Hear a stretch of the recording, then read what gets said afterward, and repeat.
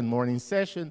I'm actually not the official chair, but the chair is very enthusiastically looking at the posters, so he's going to take over in a few minutes. But for now, let's welcome Gabriela Pasquini, who's going to talk about interplay between nematic order and superconductivity. Gabriela, please. Okay, so good morning, everyone. I'm very happy to be here presenting our results in this very interesting and exciting workshop. And I really want to thank the organizers, not only for inviting me to give this talk, but also for the financial support that allows that several scientists from Argentina can attend this conference, despite the very critical situation that is facing the scientific community in our country. So in all the opportunity that I had this year to present our results, I also show this slide or some slides similar to that one, because I believe that it's important to be aware about what's happening, and because I believe that we cannot pretend that things are normal when they are not normal at all. There is a systematic dismantling of science and technology in Argentina that we are calling scientificide. And this, I show here some of the most important demonstrations. This was a very huge national march, federal march, done in every important city in Argentina. This is one, the one in Buenos Aires, in defense of the public university. And the other one is an important demonstration of the scientific community that had a very important impact. In fact, this article came out in Nature, so it's not the best way to appear in Nature, but I'm here, and in fact, that's me. So, okay, however, despite of this situation, we continue doing science, and we try to do the best science. So this is our group. Those are all the people belonging to our physical department in the University of Buenos Aires that are addressing the broad topic regarding the interplay between nematic and superconducting orders. And those are our main external collaborators. It's difficult, here, theoretical and experimental collaborators. And I want to especially mention Ramiro Severino, Francisco Castillo, and Juan Schmidt that did the most of the work that I will present today. So this is the outline of the talk. I will give a very brief introduction because the previous talk has addressed already the topic about electronic nematicity and unconventional superconducting and what is the typical question that we are trying to answer. Then I will present our results. First, I will start with presenting our model and some word about our numerical approach. Then I will present some results obtained by numerical simulation about the consequences of the nematic coupling in the vortex systems, the superconducting vortex systems. And then I will show an example of how this kind of information can be extracted from the kind of experiment that we are able to do in our lab, transport experiment, and finally the conclusions. Okay, so let's start with this brief introduction. Has already been mentioned in many talks today.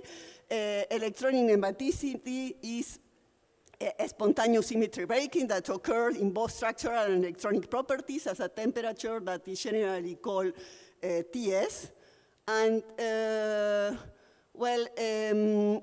this transition is generally from a tetragonal to an orthorhombic structure in this way.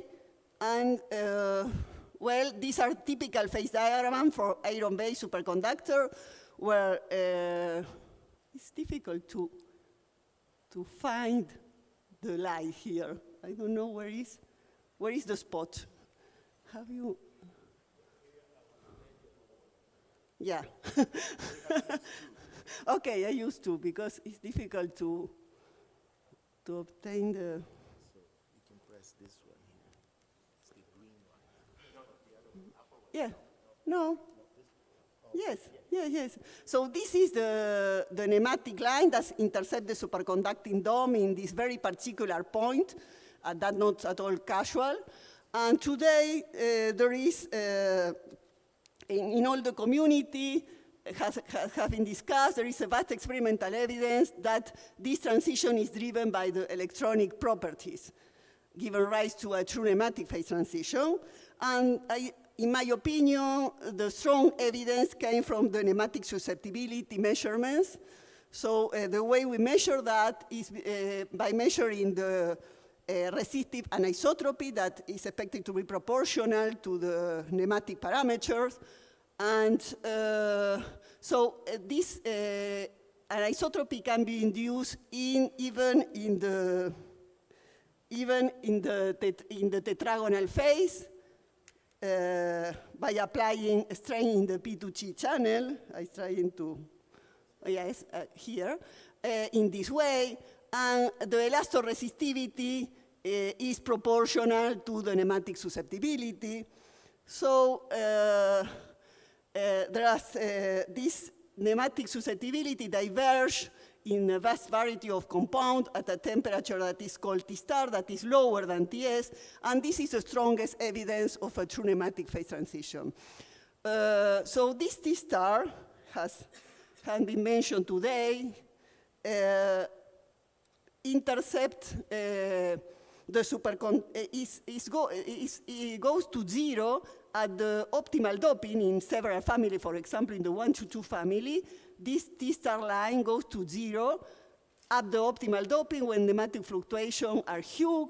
So there were several proposals that this nematic fluctuation can be, in some cases, the origin of the pairing mechanism for this unconventional superconductivity, and that has been discussed in a deeper way in the first talk today. In fact, this was this is a hot topic today because there is a discussion, an open discussion if nematic fluctuation or spin fluctuation or both are the origin of the pairing mechanism, is these unconventional superconductors.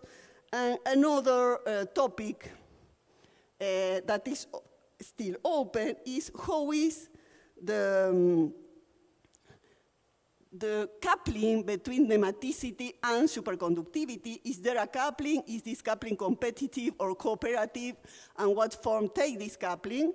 For example, there are some evidence or strong evidence that in the 1-2 family, the coupling is competitive because there is this famous reentrance of the orthorhombic distortion here when entering the superconducting dome, and superconducting vortices are expelled from nematic twin boundaries. But the contrary happens in the case of iron selenide, where vortices are pinned by nematic boundaries and elliptical vortices are observed. And in other families, there are phase separation between nematic and tetragonal superconducting regions are observed. So today, the most accepted picture is that all these features may depend or depends on the particular family or even on the particular compound. And so this is the kind of question that we are trying to answer. What form take the coupling between nematicity and superconductivity, and which are the consequences? We are trying to answer some of these questions from both models and numerical simulations, as also by means of experiment, by focusing in the property of the vortex systems in the presence of nematicity. So we work in the framework of the Ginzburg-Landau approach, where the free energy, the simplest free energy, is expressed in terms of the superconducting order parameter that give rise to the superconducting transition below the critical temperature. And when we include the gradient term and the coupling with field magnetic field and current. We have these two characteristic coherence and London penetration labs that can be anisotropic, and the anisotropy came from this, the anisotropy of the superconducting stiffness, this term here, and in our model, we propose an underlying tetragonal symmetry, and the orthorhombicity has a consequence of the coupling with the nematicity. So we include this nematic free energy in terms of a real nematic order parameter and the corresponding correlation nematic length, and then we couple both parameters. This is the simplest biquadratic coupling that typically will modify TZ, among other consequences. And this is the true nematic coupling. And I say that it's true nematic coupling in the sense that this coupling will change the symmetry of the superconductivity in the plane. So we have to deal with this full free energy. And we will focus in these two couplings term on the consequences in the vortex, in some properties of the vortex systems. So the way we try to solve the question is by a dynamical approach based in the very well-known time-dependent Gifford-Landau equation proposed by Albert Schmidt several years ago that proposed these two nonlinear and coupled dynamical equation from the order parameter and the vector potential that evolves toward the configuration that minimizes the free energy. But in the case of nematicity, we have to include a third equation related with the evolution of the nematic parameters. And we have also some other approximations. The main approximation that we are dealing with 2D problem, that is, we assume translational symmetry in the direction where we apply the magnetic field, and nematicity occurs in this YX plane. And well, in our case, the normal resistivity that appears in this equation is a tensor that is coupled with the nematic parameter through this constant that we call C1. So this is our model.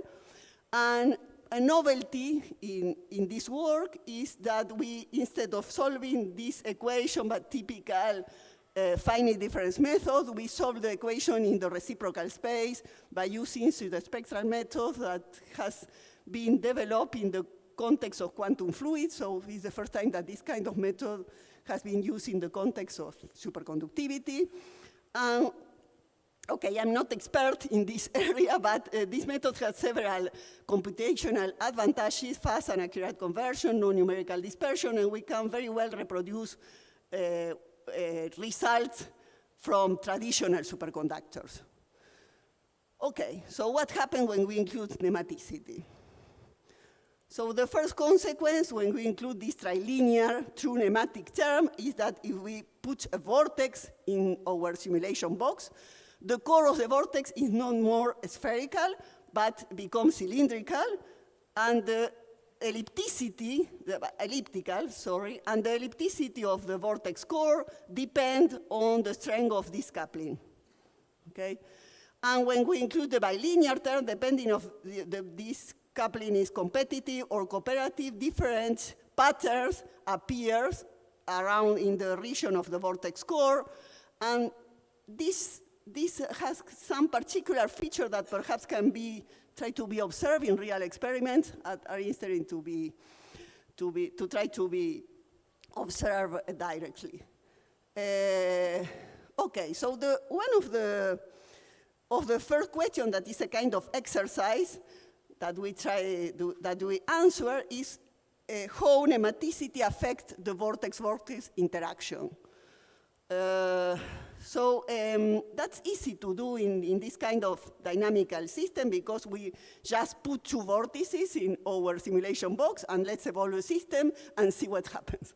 So in this case, vortices attract each other. In the other case, when kappa is small, vortices attract each other. So this is the case of a type 1 superconductor. When vortices repel, this is a case of a type 2 superconductor, and this is the non-interactive case that is the critical kappa value. So we observe that this kappa value depends on the particular coupling, and whereas this bilinear term favors the attraction between vortices, the trilinear term favors the repulsion between vortices. Okay, so this is a kind of exercise because true nematic material are far away this critical value, this critical kappa value. So a more real question is how is the interaction between superconducting vortices and nematic domain walls.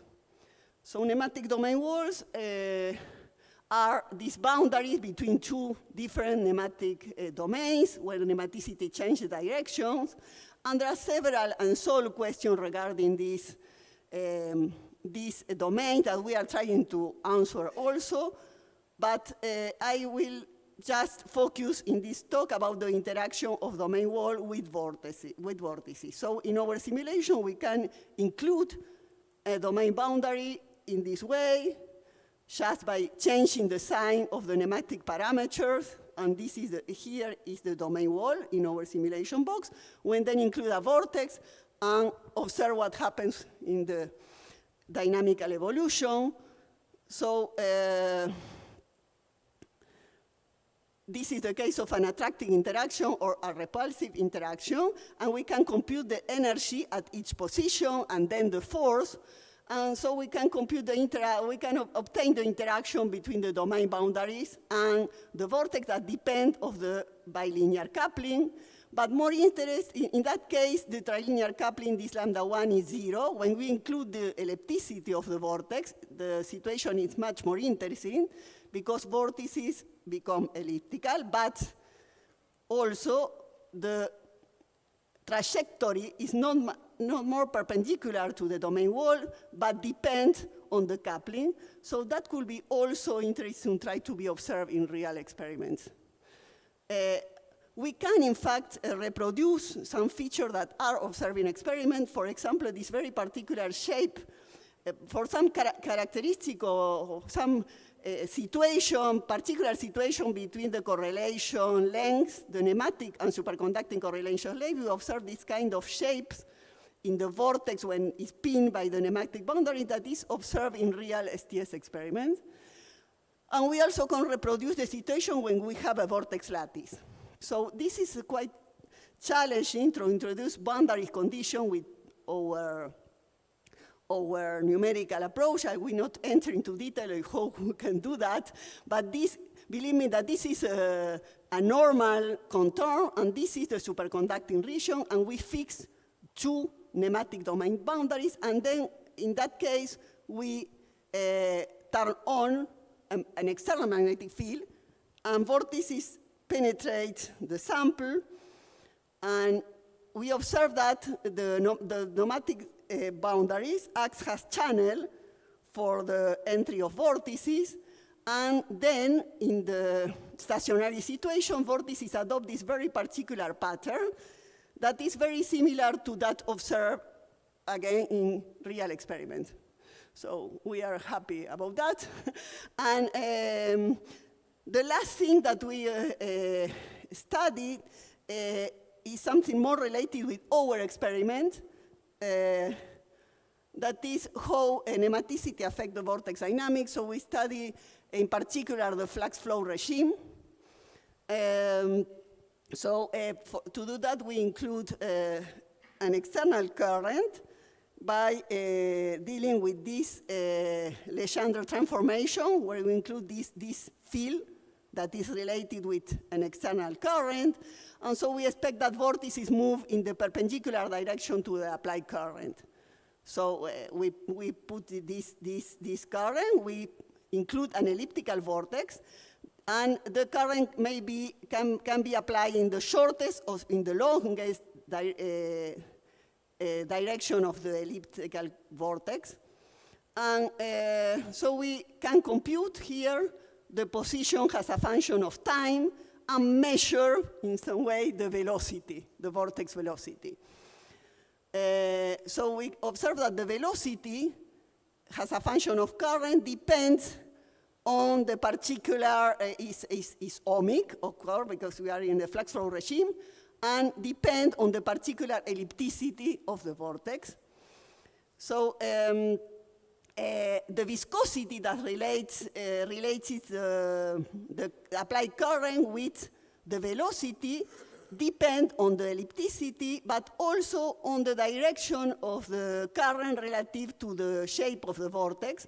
It's very different the situation if we apply this is the viscosity, it has a function of the ellipticity, and it's very different the situation if we apply the current in the shortest or in the longest axis of the vortex core.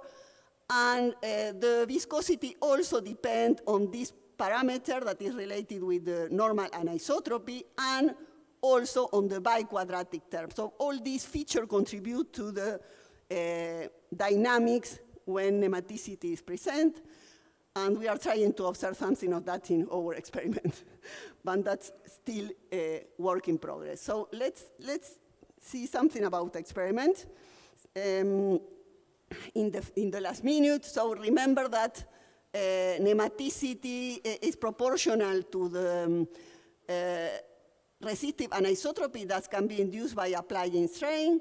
And we are able to apply uniaxial stress in our samples and to measure the resistivity. We can measure the nominal applied strain and the resistivity, and then the change in the resistivity induced by the applied strain at some temperature and applied magnetic field. We use this kind of device that has been described very well by Elena yesterday, so I will not enter in details about that, but we use this kind of devices in collaboration with Clifford Hicks.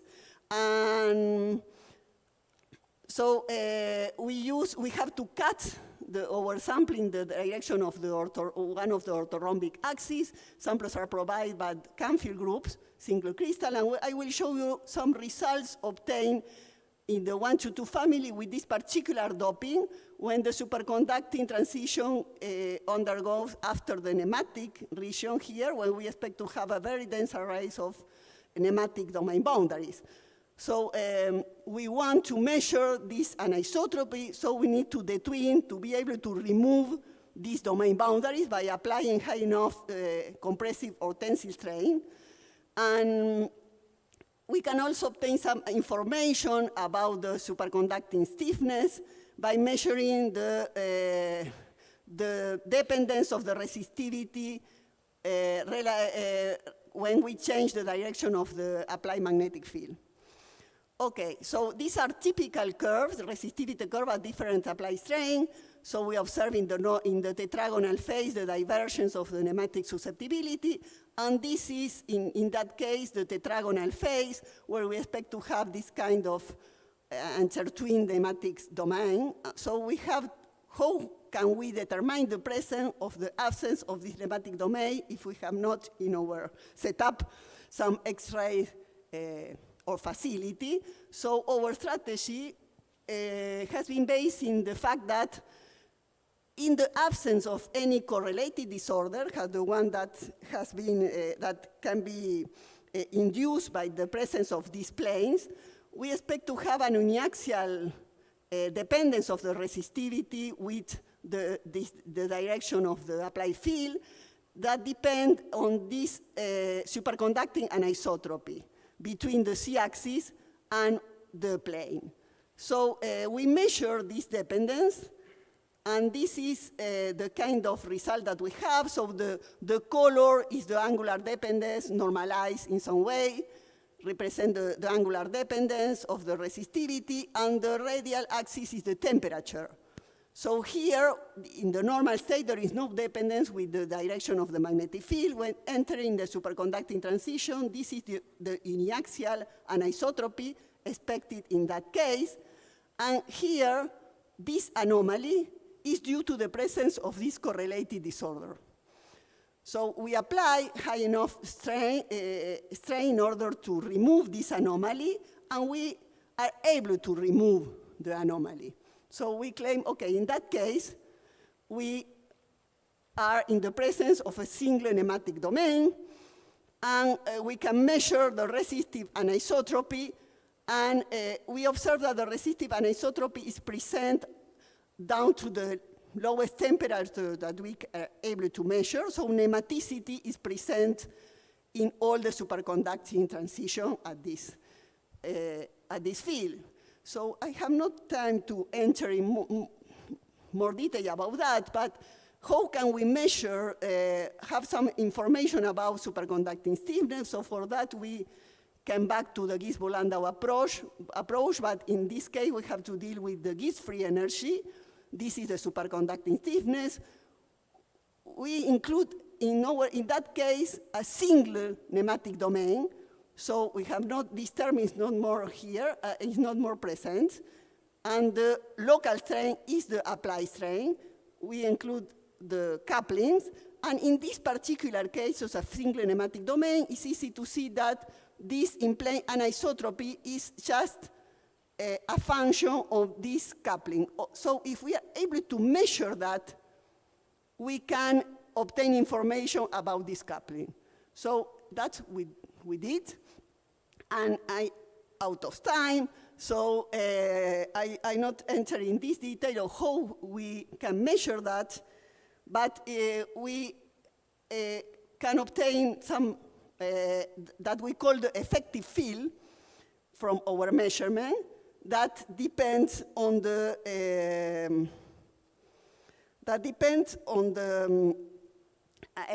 on this angle through this constant that is the radio of the superconducting stiffness between the z-axis at the corresponding direction in the plane.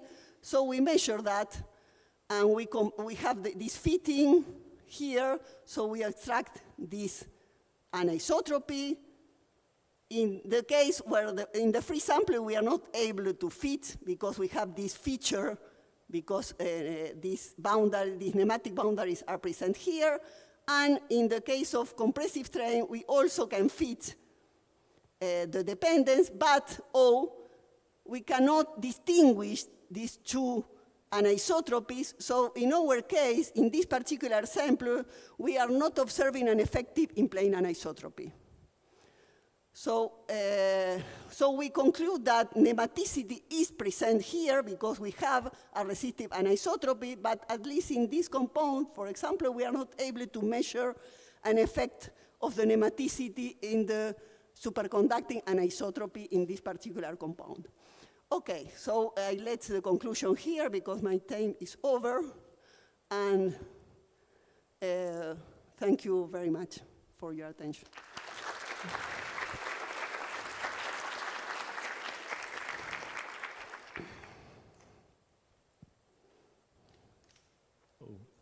I think we have plenty of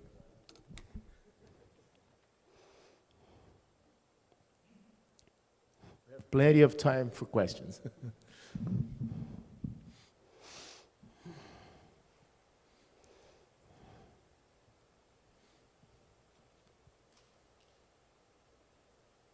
So how can you reconcile this anisotropy in one measurement and not in the other in these last few slides that you showed?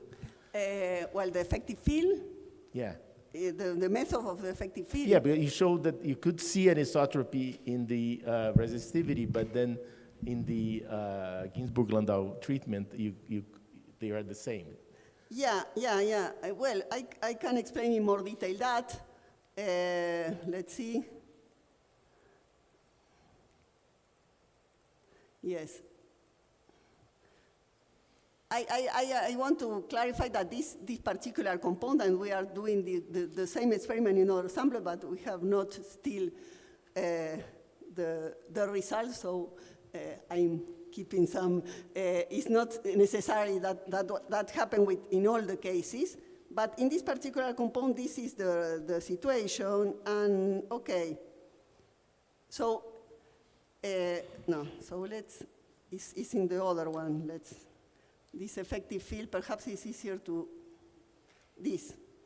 So we measure here the effective field that is related, we can measure the angular dependence of the resistivity at a fixed magnetic field, or we can measure the field dependence at fixed direction, and we can do this relationship, and so we define the effective field in this way, no? And I mean, in Blatter and in other, this is easy to see in this very famous review, but it's in other papers also, that this effective field in case of uniaxial symmetry is related with this direction through this particular, with this anisotropy here. So we can compute, we can fit the effective field with this function and obtain this parameter here. So that we do here. So this is the effective field, and this is the fitting, and we obtain that. Unfortunately, we cannot measure, rotate the plane inside, rotate the field inside the plane, because for our experimental configuration, we are not able to do this other experiment. So we need to perform both the measurement by rotating the plane between the z-axis and the AB plane. So this is the way we measure, and we obtain this. So these two constants are very similar, and so the radio, that is the radio between the two superconducting stiffness, the effective superconducting stiffness, are one with our resolution. So that's why we. I think it's a matter of better resolution, perhaps. But however, the difference is very small if there is. Okay. So. Okay. All right.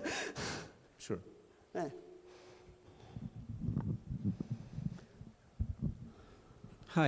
Hi. Are there experiments or theoretical calculations about the logarithmic dynamics of vortices? I mean, the physics of the creep and pinning of vortices and the frequency logarithm? We are now doing simulations regarding the effect of pinning in the presence of nematicity, and the idea is to, and we can also measure, we are measuring and trying to measure the critical current